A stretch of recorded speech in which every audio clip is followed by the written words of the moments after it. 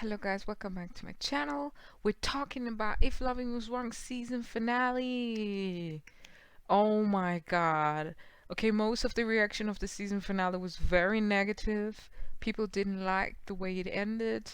I must honestly say I didn't expect anything spectacular. It's as if the series was cut short, just like let's just end it here quick, quick, quick, quick, quick, quick. When you have to finish an assignment, you just start writing all kinds of stuff just to fill in the blanks and finish the assignment.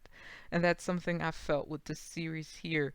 So we have in the beginning Marcy that completely loses it and starts well she teased Randall beforehand with Brad because they're still doing this after 10 episodes, and they were getting a little cozy and probably did it in front of the window, and Randall saw it. Randall was okay, let me pay you back. He went ahead when Marcy, who has been wearing that blue dress for the last 3-4 episodes, Lord have mercy, grabbed her and dragged her into his house. Marcy all kind of all out of nowhere got all this power, grabbed, I think it was a steel, so I don't know, steel thingy, um, and started slamming it and slashing it into Randall's head. I think it might even be a golf playing thingy. I don't know how you call it. Um, and she basically smashed that into Randall's head mercilessly multiple times. I was like, when you saw the trailer, you could already tell Randall was gonna die because the way she really smashed it into his head, there's no way this dude would have survived. But I was still a little hope that Randall would basically not die. But she killed him. They made the sweet Marcy a murder. She ran to Brad's house. Her dress was drenched in blood. And that other neighbor, who was so smart to tell the police officers that he's gonna kill Randall, comes into the house, sees Randall is dead, and instead of being like, okay, let me call help, he's like, okay, let me just add my 2 cents into this. And I think Randall was still breathing a little bit. I'm not really sure, but the way it looked, that Randall could have survived if he had gotten help. He grabs a sword and then comes in the other police officer who he told that he was gonna kill Randall, barges into the house and basically arrests him and say, oh yeah, I saw everything. Yeah, Marcy runs over to Brad's house. Brad tries to calm her down. Brad suggests that Alex should take the fall for it because she's drunk, so they switch dresses and they put Marcy on something, something fresh and new, so that when the police officer comes over, he finds you know finds Alex totally drugged in a blood drenched dress, which is funny because everyone would recognize that that is Marcy's dress. It didn't really help at all. I mean, everybody saw Marcy 4 episodes with her dress. How are they gonna blame that on Alex? Well, we can't even find out who Alex's baby father was because Ian was also killed by Eddie. But staying on to Marcy, Marcy actually has a conscience because Marcy was losing it, and she's afraid that they're gonna come after her. But Brad protects her and stays with her. I've never seen Brad like this because he would cover a murder. I think he really hates Randall, and Randall deserved all kinds of things, but I don't think that's the other neighbor that has to take the fall for it. That dude literally did nothing, and his crazy girlfriend is basically lost without him. But I think they're gonna set the other dude free. Well, it's not like it's gonna continue, but in another world, in the spin-off, the other dude would have gotten free, and eventually they would have caught Marcy because it's her dress, and there was her fingerprints because she touched Randall, as smart as she is after killing him. Um, and yeah, no way they would take down Alex even the next episode because, like I said, it's Marcy's dress. So they switch Marcy into a new dress. Brad sticks to Marcy. Still not understanding. The kids haven't been seen in multiple episodes. The baby has disappeared out of nowhere. Alex was out of place. And I think those 3 4 episodes of Alex being absent was so unnecessary because uh, I don't even know what they do in late '04, but yeah, it was just basically dragged too long. We never got to know who the father is. We never got to know how many men Alex slept with. I bet it's not even Ian's child. I mean, Lucian's child, it can't be. Randall's child, it could be maybe, but there are also multiple other men who would be in question. Um, and then also, we never get to know what happened with Ramsey's dad. Did Ramsey, but how did Travers kill Ramsey? And I don't know. It's like people just disappear out of nowhere. Um, yeah, they filled a lot of blanks, and it's not really entertaining that much. But I do think the series is kind of interesting in itself, because the dynamics of multiple couples living together and interracial dating and everything. Callie got free. I think it's really interesting how Callie and her baby daddy are getting back together because first of all, Lucian was in trouble because he kissed Callie kissed him after being released, and basically he didn't even react, but his wife Natalie was seeing all kinds of things into it. And here you see again, you see Callie with the officer. Kelly had something going on with that officer who helped her out. The other officer who didn't believe her also disappeared, and that was the same actor from Hit the Floor, by the way, who played Derek.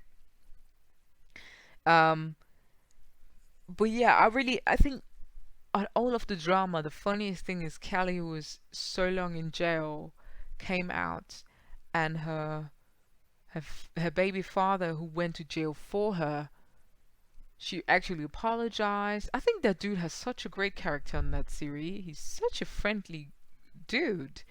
Um, he really loves Kelly though. And now I understand why they never filled in the man with Kelly, because that was the man for her in the first place. And the way her son was tired of all the drama and is like, oh, is it too fast or is it too soon? On the one hand, I was like, well, shouldn't you be happy that your father is back? On the other side, I was, well, she made him call Travis dad, so he had enough of dads. He had enough of all these men in his mother's life, probably, and his mother going to jail, and him being by Natalie. I don't even know where that boy was. I think he was at Natalie's place. Sometimes at Esperanza, sometimes at Alex's place. So he has already wandered the whole neighborhood. The kids just disappeared in that series. So Kelly and the officer are definitely not coming together. At least so I think. Because it wouldn't make any sense. Her baby daddy's there, everything's going well for her, so it really wouldn't make any sense. Then we have the biggest shot of all time, which was Esperanza and Eddie's situation. Now, first of all, Esperanza sometimes gets on my nerve. How can you, like, from the first season, she let Eddie disrespect her. She always fights back, of course, let's give her this credit, but she never put Eddie a line. And Eddie is so funny. I think Eddie, we can all agree, Eddie made the series because Eddie is attractive. It makes it even more funnier that he has that character, because if he was ugly, we would be repelled, but because Eddie is actually quite okay to look at, it's okay he plays that hot bad boy. And Eddie's basically calling Esperanza all names, calling her the B word, calling her a bad mother, filling his daughter all that lies. But deep inside, he really loves his daughter, and that would balances out like that corrupt cop but loves his daughter, and that's a typical cop loves his daughter, would do everything for her, but it's corrupt situation.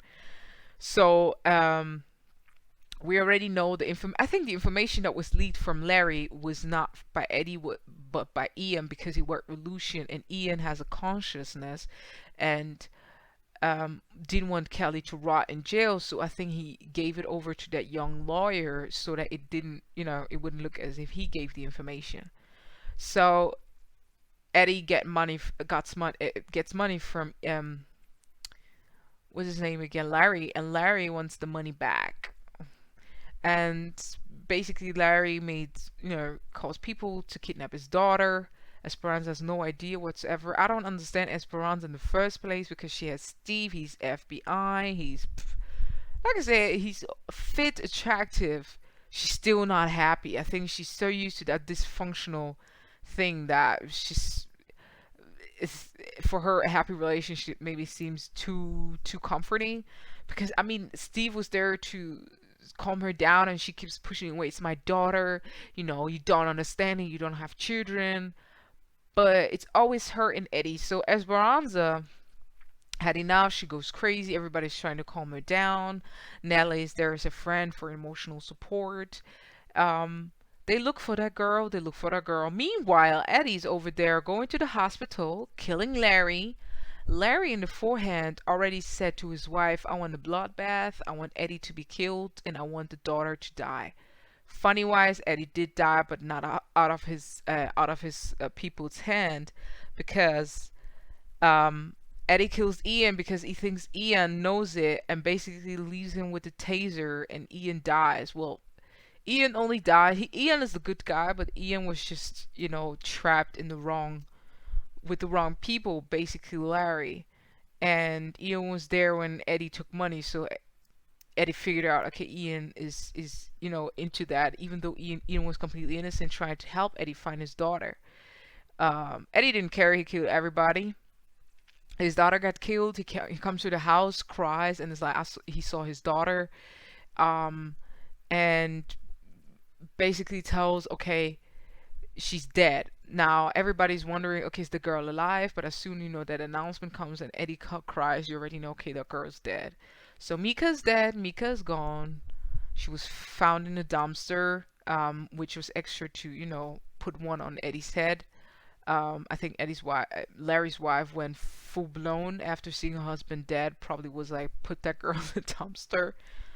And she would have come for Eddie in the first place, but it's a funny twist that it's Esperanza who has enough of Eddie's escapades and Eddie getting away with things and Eddie not taking responsibility, because if you think about it, Mika would have never died if Eddie didn't get into trouble with Larry, and Eddie got away with everything, but he built his own trap.